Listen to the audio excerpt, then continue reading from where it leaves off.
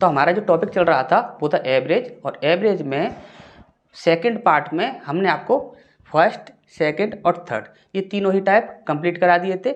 इसके बाद यदि फर्स्ट पार्ट की बात की जाए तो फर्स्ट पार्ट में हमने आपको टोटल ही बेसिक कराया था। हम आपसे सिर्फ एक ही बात बोलेंगे, जैसे यदि कि ऐसा कोई स्टूडेंट है जिसको मैथ समझ नहीं आता, तो आप हमेशा ही एक काम कीजिए, किसी भी टॉपिक को यदि आप पढ़ रहे हो तो उस टॉपिक से रिलेटेड जितना भी आपका बेसिक होता है सिर्फ और सिर्फ बेसिक को अच्छे से कर लीजिए। यदि आपने बेसिक को अच्छे से पढ़ लिया तो आपको उसके हर क्वेश्चन को सॉल्व करने की या सीखने की आवश्यकता नहीं पड़ेगी। यदि आपने बेसिक अच्छे से किया है तो आप हर क्वेश्चन को ईजीली डील कर सकते हो, ईजीली डील कर सकते हो हर क्वेश्चन को।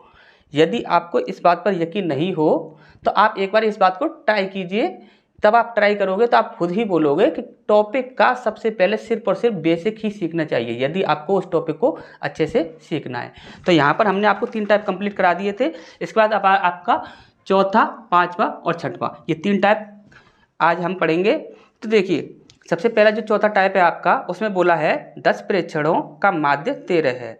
जब एक प्रेक्षण को गलती से 73 के स्थान पर 48 पर लिया गया तो सही औसत क्या होगा। देखिए ध्यान से समझिए, इसमें ये जो आपका टाइप है इसमें आपके 3 प्रकार के क्वेश्चन पूछे जाते हैं। वो तीनों प्रकार के जो क्वेश्चन हैं वो हमने आपको यहाँ पर रखे हैं। तो पहला जो क्वेश्चन है आपका वो बोल रहा है, देखिए 10 प्रेक्षण हैं, उनका औसत कितना है। 10 प्रेक्षणों का औसत कितना है आपका 13 है। ठीक, उसमें क्या बोला है, एक प्रेक्षण को गलती से 73 के स्थान पर कितना पढ़ लिया गया आपका 48 पढ़ लिया गया। अब ध्यान से इस बात को समझिए, ये 73 पढ़ना था लेकिन पढ़ कितना लिया 48 पढ़ लिया। तो यहाँ पर क्या हो गया, कम पढ़ा। जब कम पढ़ा है तो हमें क्या करना होगा, पूर्ति करने के लिए क्या करना होगा, वृद्धि करनी होगी। ठीक, तो इस चीज को ध्यान से समझिए, ये जो 73 है इतना पढ़ना था लेकिन पढ़ा कितना 48 पढ़ा। 48 73 से कितना कम है, तो ये हो जाएगा आपका 25 कम है। ठीक, अब ये 25 जो है वो किसका है, ये 10 का है, 10 लोगों का ही है। तो 10 लोगों में इस 25 को आप बंटवारा कर दीजिए।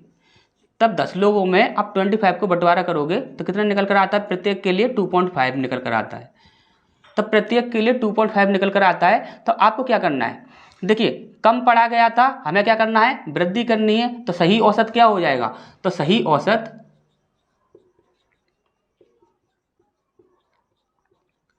13 था जो कि गलत था, हमें उसे पूरा करना था, प्लस करेंगे 2.5 कितना हो जाएगा।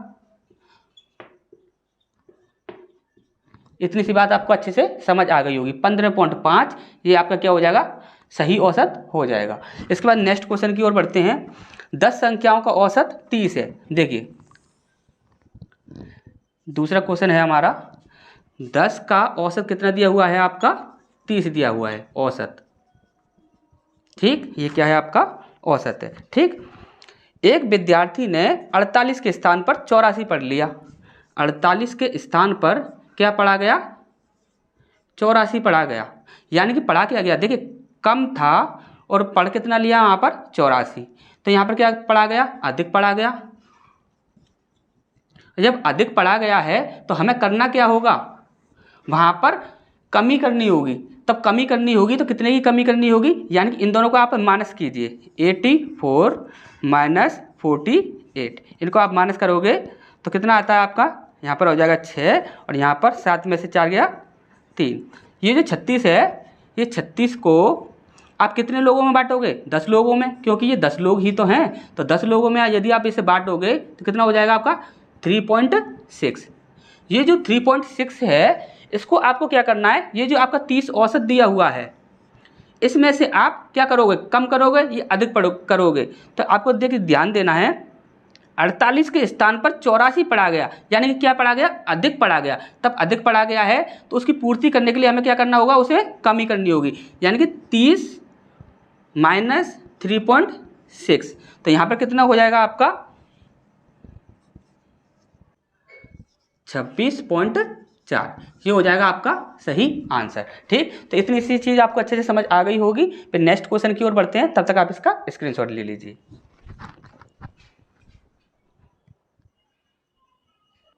तो तीसरे क्वेश्चन की ओर आगे बढ़ते हैं।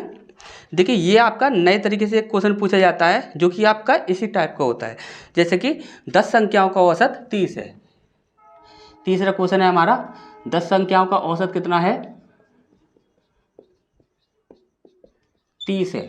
ठीक, अब बोल रहा है वो जब संख्या 45 के स्थान पर 38 लिख गया, यानी कि 45 के स्थान पर क्या लिखा गया, 38 लिखा गया। ठीक, 45 के स्थान पर 38 लिखा गया तथा 40 के स्थान पर 58 लिखा गया, 40 के स्थान पर 58 लिखा गया। ठीक, तब सही औसत क्या होगा। देखिए आपको सिर्फ इसमें इतना ही करना है, जिसके स्थान पर जो लिखा जा रहा है उनको आपस में ऐड कर दीजिए। यहाँ पर कितना हो जाएगा 5 और यहाँ पर कितना हो जाएगा 8। ठीक, और यहाँ पर कितना हो जाएगा 8 दूनी 16 की 6, हासिल लगी 1, 5 और 3 ये हो जाएगा आपका 96। ठीक, अब ध्यान से समझिए क्या है, इतने के स्थान पर इतना लिखा गया, अब क्या हो जाएगा इतने के स्थान पर यानी कि 85 के स्थान पर 96 लिखा गया। अब आपको इन दोनों को क्या करना है, माइनस करना है। 96 माइनस 85 तो कितना हो जाएगा आपका 11 हो जाएगा ये आपका। अब ध्यान से समझिए इस 11 को क्या करना है, 10 लोगों में बंटवारा करना है। 10 लोगों में बंटवारा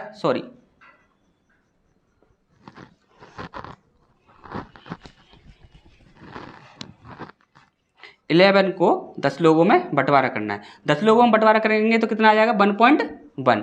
ठीक, अब यहाँ पर औसत कितना था 30 था। अब देखिए यहाँ पर ध्यान से समझिए 85 के स्थान पर 96 लिखा गया, तो क्या लिखा गया, अधिक लिखा गया।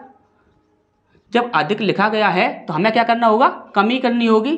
कमी करनी होगी यानी कि 1.1 इसको हमें क्या करना होगा, 30 जो है इसमें से 1.1 को माइनस करना होगा। ठीक, तो माइनस करेंगे तो आपका कितना आ जाएगा, यहाँ पर हो जाएगा आपका 28.9। ठीक, 28.9 इसका क्या हो जाएगा, ये आंसर हो जाएगा। तो ये चीज़ आपको अच्छे से समझ आ गई होगी। फिर नेक्स्ट टाइप की ओर बढ़ते हैं, तब तक आप इसका स्क्रीनशॉट ले लीजिए।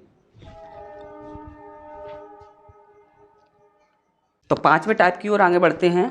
यहाँ पर हमारा फर्स्ट क्वेश्चन है ABC का औसत भार 45 किलोग्राम है। यदि A तथा B का औसत भार 40 किलोग्राम है तथा B और C का 43 किलोग्राम हो तो B का भार क्या होगा।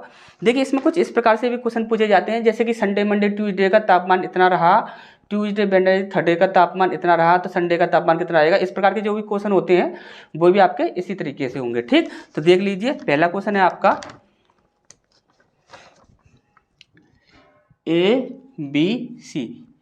ABC का औसत भार कितना दिया हुआ है आपका 45 किलोग्राम। ठीक, अब ये जो 45 किलोग्राम दिया हुआ है ये कितने लोगों का है, 3 लोगों का। ठीक, तो 3 लोगों का ये कुल भार कितना हो जाएगा, 5 15 4 12 और 1 13 135 किलोग्राम ये हो जाएगा आपका कुल भार। ठीक, ये हो जाएगा आपका कुल भार। ठीक, A तथा B का औसत भार 40 है। 40 है कितने लोगों का, 2 लोगों का, और कौन कौन है वो, A और B। ठीक, तो ये कितना हो जाएगा आपका 80 किलोग्राम, ये क्या है आपका कुल भार। ठीक, इसके बाद है आपका B और C का 43 किलोग्राम है। B और C का कितना है आपका 43 किलोग्राम, कितने लोगों का है, 2 लोगों का, तो कुल भार कितना हो जाएगा 3 दूनी 6 4 दूनी 8। ठीक,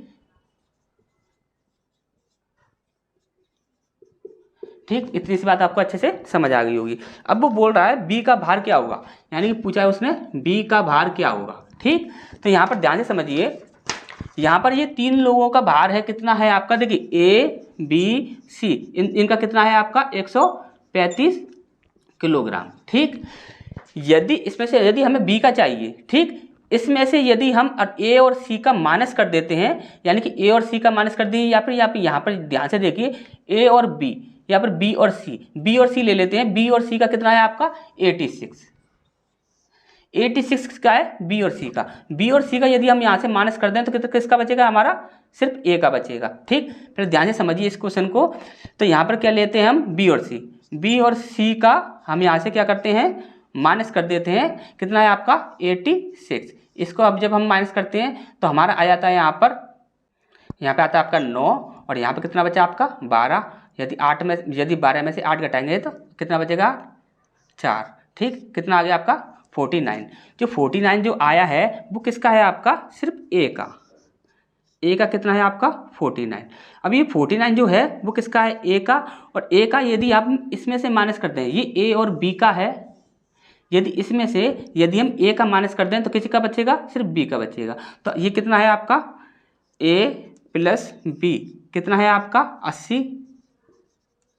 80 में से सिर्फ ए का आप क्या कीजिए, माइनस कर दीजिए, कितना है आपका 49। यहाँ पर कितना हो जाएगा आपका 1 हो जाएगा। और यहाँ पर जब बचा आपका 7 बचा, 7 में से 4 गए तो 3, तो कितना हो जाएगा 31 kg। ये 31 kg ये आपका आंसर हो जाएगा। ये किसका निकला आपका, बी का। ठीक, ये चीज़ आपको अच्छे से समझ आ गई होगी। फिर भी कुछ भी यदि दिक्कत हो तो सेकंड क्वेश्चन की ओर बढ़ते हैं, तब तक आप इसका स्क्रीनशॉट ले लीजिए। तो नेक्स्ट क्वेश्चन है हमारा, किसी परिवार के 6 पुत्रों की औसत आयु 8 वर्ष है। देखिए 6 पुत्र हैं, 6 पुत्र, और उनकी औसत आयु कितनी बता रहा है, वो 8 वर्ष बता रहा है। यानी कि 6 गुणा 8 करेंगे तो हमारा क्या हो जाएगा, कुल निकल कर आ जाएगा। तो कितना हो जाएगा, क्या है इसका आयु, ठीक 48 वर्ष इसका क्या हो जाएगा, ये कुल हो जाएगा। ठीक, कुल। ठीक, इसके बाद बोल रहा है वो पुत्रों और उनके माता पिता को मिलाकर उनकी औसत आयु 22 वर्ष है। देखिए पुत्रों यानी कि 6 पुत्र प्लस 2 माता और पिता। ठीक, अब इनको यदि हम ऐड करेंगे तो कितना हो जाएगा, 6 और 2 8, 8 लोग हो गए। 8 लोगों का कितना दिया हुआ है उसने, 22 वर्ष दिया हुआ है। ठीक, पुत्रों और उनके माता पिता को मिलाकर उनकी औसत आयु 22 वर्ष है। तो कितना है आपका 22।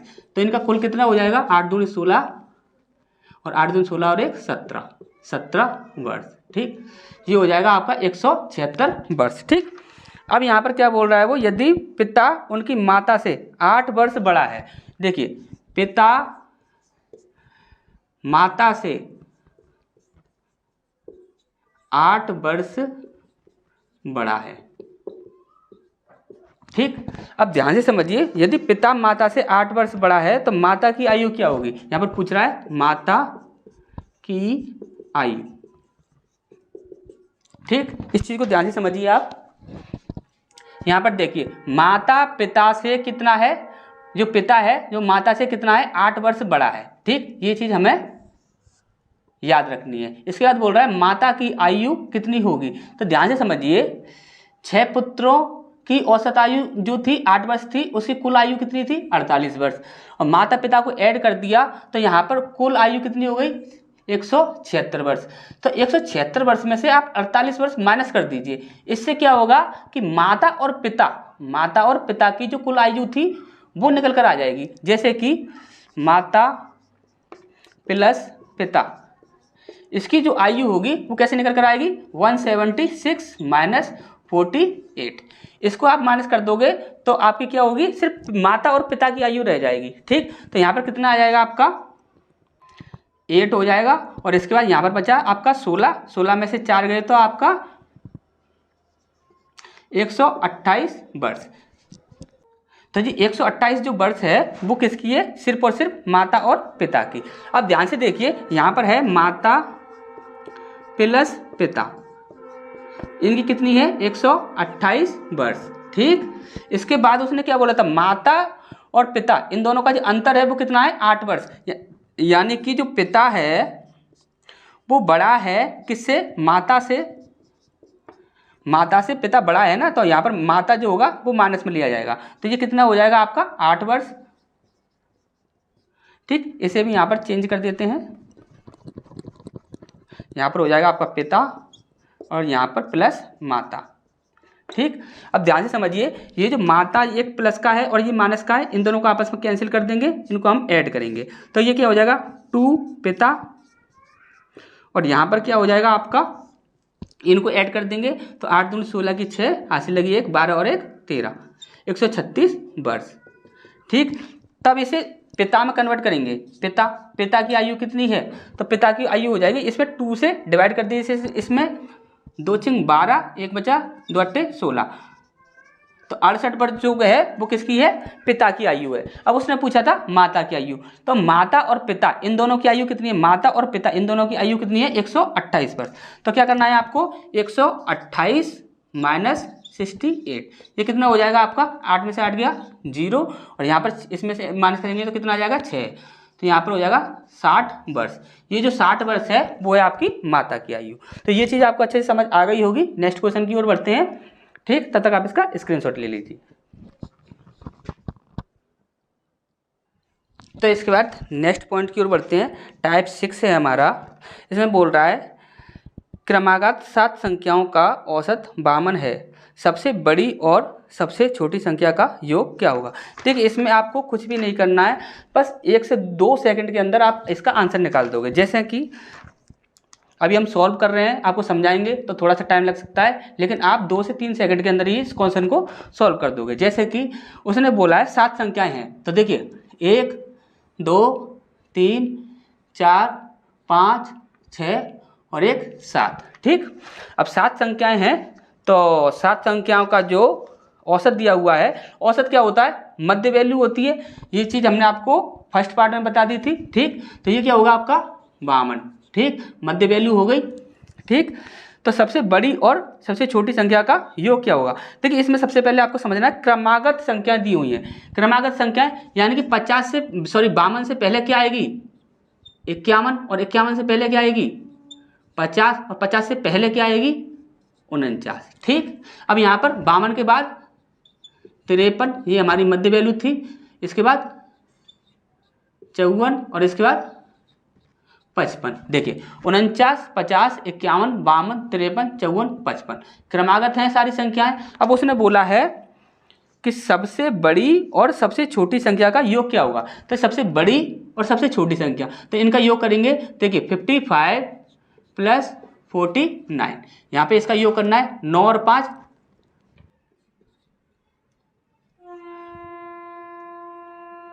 तो कितना हो जाएगा आपका 104। ये 104 आपका आंसर हो जाएगा। इसके बाद हमारा नेक्स्ट क्वेश्चन है, ये आपका पहला क्वेश्चन था, इसके बाद दूसरा क्वेश्चन है। इसमें बोल रहा है क्रमागत 6 संख्याओं का औसत 10.5 है। देखिए यहाँ पर देखिए 1 2 3 4 5 और 6, ठीक है, ये 6 संख्याएं हैं, और उसने बोला है 10.5 है, तब प्रथम और अंतिम संख्या का गुणनफल क्या होगा। देखिए यहाँ पर जो संख्याएं हैं ये कभी भी, देखिए संख्या जो होगी आपकी पॉइंट में तो होगी नहीं, तो उसमें उसको क्या करेंगे हम, इसे बीच में ऐड कर देंगे। कितना है आपका 10.5, तो इससे पहले वाली जो संख्या थी वो कितनी थी 10, और इससे बाद वाली जो संख्या थी वो कितनी थी आपकी 11। समझ आ गया होगा आपको ये यहाँ पर क्यों रखा गया है, क्योंकि ये एक संख्या पूर्ण रूप से एक संख्या नहीं बन रही थी, तो हमें यहाँ पर पूर्ण रूप से संख्याएं बनानी थी। यहाँ पर बोला गया था क्रमागत 6 संख्याओं का औसत 10.5 है, तब प्रथम और अंतिम संख्या का गुणनफल क्या होगा। देखिए तो यहाँ पर क्रमागत संख्या ही बोला गया है, तो यहाँ पर कितना हो जाएगा 9, और यहाँ पर कितना हो जाएगा 8, और यहाँ पर कितना हो जाएगा 12, और यहाँ पर 13। अब यहाँ पर क्या करना है, इन दोनों को आपका क्या करना है, गुणा करना है, तो क्या करना हो जाएगा 13 104, तो 104 ये क्या होगा आपका आंसर हो जाएगा। इसके बाद तीसरा है आपका, तीसरा क्वेश्चन बोल रहा है लगातार 6 सम संख्याओं का औसत 27 है, तो प्रथम और अंतिम संख्या का योग क्या होगा। देखिए 6 लगातार सम संख्याएं हैं, 1 2 3 4 5 और 6 संख्याएं, और वो भी बोल रहा है वो सम संख्याएं हैं, ठीक। तो यहाँ पर क्या बोल रहा है वो औसत कितना है 27, तो 27 एक सम संख्या होती है, नहीं होती है, 27 एक सम संख्या नहीं होती है। तो 27 से पहले कितना आ गया 26। तो ये सम संख्या कौन सी होती है, जिस संख्या में हम 2 से डिवाइड कर देते हैं और पूरी तरह से डिवाइड हो जाता है, तब वो संख्या सम संख्या कहलाती है। वरना ऐसी कोई भी संख्या नहीं है जिसमें 2 से डिवाइड ना हो। देखिए 2 से तो सभी संख्याओं में डिवाइड हो जाएगा, लेकिन पॉइंट आ जाएगा। लेकिन हमें सम संख्या कौन सी होती है, जिसमें पूर्ण रूप से डिवाइड हो जाए, जिसमें पॉइंट ना आए, ठीक। यहाँ पर कितना हो जाएगा 26, और यहाँ पर कितना हो जाएगा आपका 24, और यहाँ पर कितना हो जाएगा आपका 22 22 24 26 28 30 32। और इसने बोला क्या है आपका, योग क्या होगा। तो देखिए यहाँ पर क्या है 32 प्लस 22, ये फर्स्ट और सेकंड संख्या के लिए, फर्स्ट और अंतिम, हाँ प्रथम और अंतिम संख्या के लिए बोल रहा है। तो यहाँ पर इन दोनों का योग कर देंगे, कितना हो जाएगा 2 और 2 4 और 3 और 2 5। तो ये चीज़ आपको अच्छे से समझ आ गई होगी। यहाँ पर हमने 6 टाइप कंप्लीट कर लिए हैं। इसके बाद नेक्स्ट पार्ट में हम आपके 7वां 8वां और 9वां ये 3 टाइप कंप्लीट करेंगे। तो ये चीज़ें यदि आपको अच्छे से समझ ना आई हो या फिर कोई भी किसी भी प्रकार का यदि आपको डाउट हो तो आप कमेंट बॉक्स में कमेंट कीजिए, जो भी आपकी प्रॉब्लम होगी वो आपकी दूर की जाएगी। तो मिलते हैं फिर नेक्स्ट क्लास में।